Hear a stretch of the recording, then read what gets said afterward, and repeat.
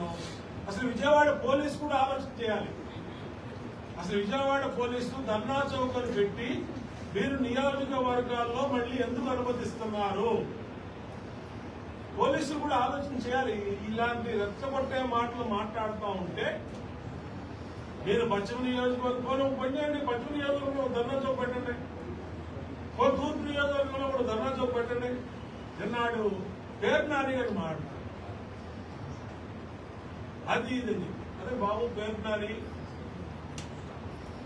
పేదల బియ్యంతో కొట్టేసిన కేసులో, వేర్ హౌస్ లో కొట్టేసిన కేసులో బయట పెడితే 50 కోట్లు నువ్వు గవర్నమెంట్ కి రిటర్న్ కట్టి కళ్ళాన్ని తీసుకొని పారిపోయి మా పార్టీలో ఒక పెద్ద నాయకుడి దగ్గరికి వచ్చి మావయ్య తప్పైపోయింది, నన్ను రక్షించి మావయ్య అంటూ మీ కోడల్ని జైల్లో పెడుతున్నారు మావయ్య అంటే ఆయన ఏదో కొంచెం ఉదాసీనంగా వదిలేస్తే మీడియాలో కూడా వచ్చింది.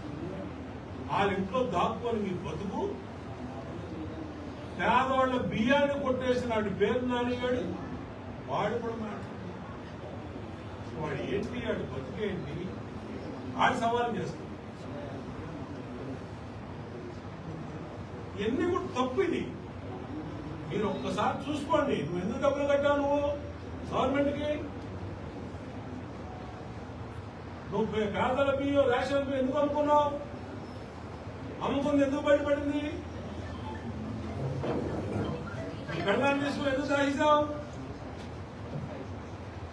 మేము మాట్లాడలేమా? నాకు తెలీదా? నోటుకు వచ్చినట్టు మాట్లాడతావా?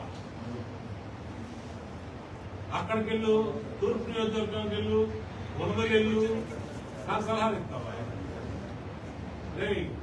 అని ఇక్కడ కాదు, మునగల కాదు, పోలబావేది కాదు, నీ ఇంటికి కూడా వస్తాడు. పిచ్చి పిచ్చి మాటలు మాట్లాడు, అందరూ కూడా వస్తారు. కాబట్టి అనవసరంగా రెచ్చగొట్టే మాటలు మాడవాలండి. మాటలు అందరికీ వచ్చు. మీరు ఎవడో పిచ్చోళ్ళు కాదు. నీ బతుకేంటో తెలుసు, నువ్వేంటో తెలుసు, బియ్యం కేసులో ఎలా పారిపోయావో తెలుసు, మా పార్టీ నాయకులు కాళ్ళు ఎలా పట్టుకున్నావో తెలుసు. కాబట్టి అనవసరమైనటువంటి విషయాలు వద్దు. మేము ప్రజాస్వామ్యబద్ధంగా మిమ్మల్ని మీరు చేసుకునే నిరసనల్ని మీరు మాట్లాడితే మాటలు మంచి మామూలుగా మాట్లాడితే మీ ఎప్పుడు మీ జోలికి రాం. మీరు ఇట్లా పిచ్చి పిచ్చిగా మాట్లాడితే మాత్రం ఎక్కడైనా ఈసారి ఇప్పుడు సెంట్రల్ నియోజకవర్గం వరకే మనం చెప్పారు. ఈసారి ఎక్కడికైనా వస్తాం, ఎక్కడైనా సరే అడ్డుకుంటాం. మిమ్మల్ని గుర్తుపెట్టు హెచ్చరిస్తా ఉన్నా. దయచేసి ఈజీగా తీసుకోవద్దని కూడా కోరుతాం.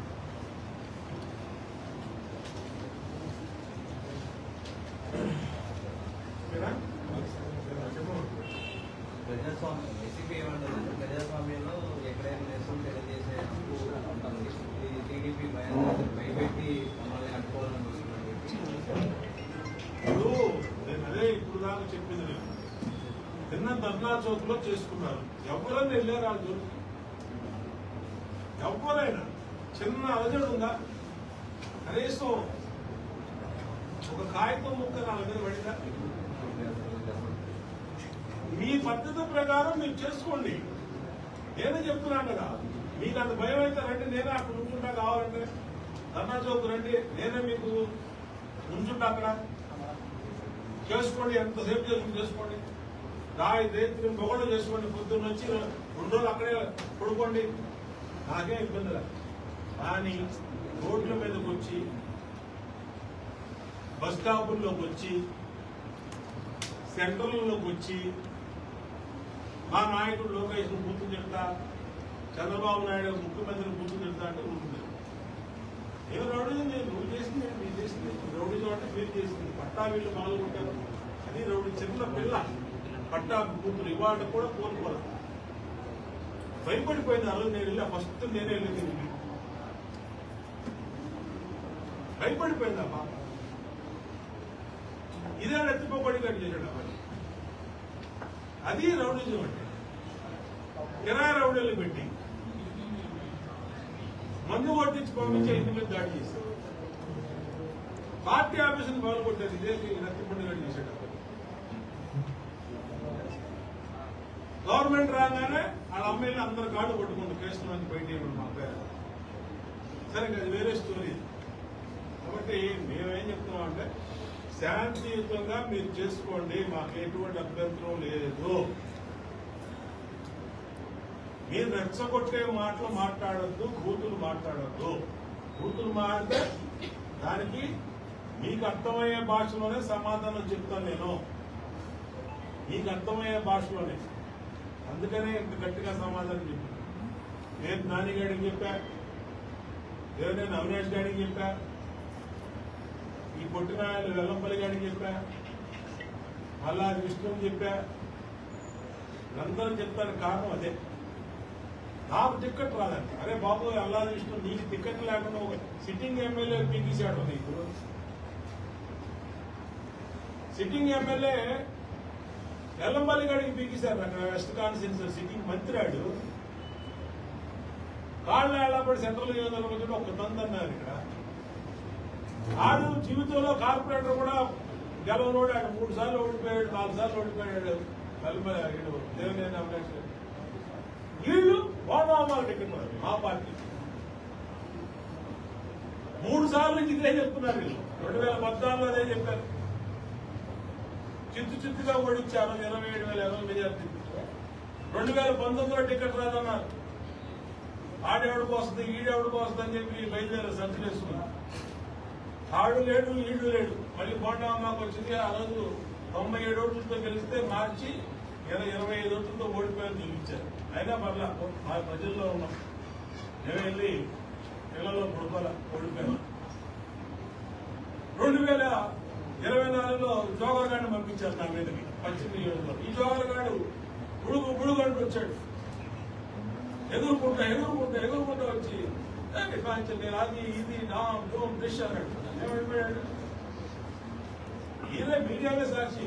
ఈ టీవీ లైన్లో తెగ బ్రేక్లు వేశారంటే అసలు మామూలు కాదు. చొక్కలు సూర్యుడు చంద్రుడు భూమి బద్దలైపోయింది అన్నారు. ఏం బద్దలైపోయింది? ఎక్కడ బద్దలైపోయింది? ఇవాళ సంవత్సరం మాట అడిగారు మా వాడు. అడిగిపోయిన సాడ్స్ మా వాళ్ళకి ఆడెక్కడ దొరుకుతాడా అని. చూపించరా బాబు చొప్పులు, చూపించరా బాబు సూర్యుడిని చంద్రుడిని అని చెప్పి. సార్ నిన్న ధర్నా చౌక్ నుంచి మల్లాది విష్ణు ఆడు బొబ్బులు గాడు ఇప్పటి రాంబాబు కూడా జీన్స్ ప్యాంటు మేఘనా అని ఆడి సన్నాసుడు. నేను కూర్చుంటే నా పక్కన కూర్చొని నేను మనం ఓపెన్ గా ఒక ప్రోగ్రాంకి వెళ్తే ఆడొచ్చి నా పక్కన కూర్చొని నన్ను కావాలించుకొని ఆడ ఎలక్ట్ అవ్వడం కోసం నన్ను ఏదో చేద్దాం అనుకుంటే నన్ను ఎవరు ఏం చేయలేదు. నేను ఉన్నదన్నటువంటి సీక్రెట్ గా ఇలాగా రూమ్ లో మాట్లాడలా, ముసుగేసుకొని మాట్లాడ, ఓపెన్ గా మాట్లాడా. అది పొందండి చొల్లు నాకు. ఎందుకు నా పార్టీలో నా నాయకుల్లో దృష్టిలో ఏర్పడుతుంది. ఎప్పుడు ఉంటావు 24 గంటలు 24/7 365 ఉంటారు. సార్ మల్లాది విష్ణు గారు నిన్న మాచవరం దగ్గర మేము పెట్టుకొని పోకున్నాం, ధర్నా చౌక్ లో పెట్టాము. అక్కడ కూడా బోండవమ్మ రౌడీలు పంపించారు 60-70 మంది. అక్కడ పెట్టండి.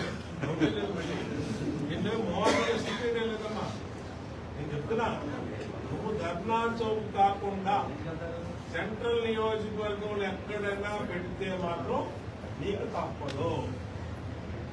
దీంట్లో మళ్ళీ చెప్పాలి. నేను చెప్తున్నా వెల్లంపల్లి కూడా నిన్న దీక్ష నుంచి మీకు తాట తీస్తానని చెప్పి హెచ్చరించాడు. వారిని ఏదైనా ఎలా మన అడుగు ఫోన్ చేస్తారు. ఇప్పుడు రెడీగా ఉన్నాడంటే బాగుండా వస్తాడంట రమ్మన్నాడు. అడుగు ఫోన్ చేసి రమ్మంటే ఇప్పుడు వెళ్దాం పని తీసే మనం. సార్ సీఎం చంద్రబాబు కలిసిన తర్వాత మీరు ఒక ఫైర్ మొదలైంది ఏంటి అంటే సీఎం గారు ఇచ్చిన మీతో మాట్లాడి ఏం మాట్లాడారు? నేను 100 మాట్లాడతాను, 45 నిమిషాలు మాట్లాడతాను. విషయాలు ఉంటాయి. ఎన్ని ఆప్షన్ కార్డు పార్టీలో ఇంటర్నల్ గా మా కుటుంబ సభ్యులు ఆయనతో మాట్లాడడానికి మీరు చెప్పాల్సిన అవసరం లేదు.